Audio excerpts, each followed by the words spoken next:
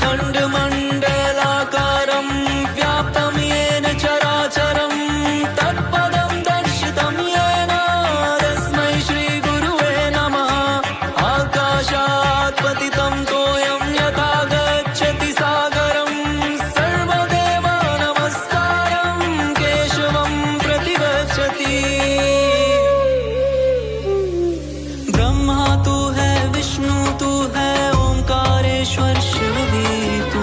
ओंकारेश्वर शिव भी, ओंकारेश्वर शिव भी।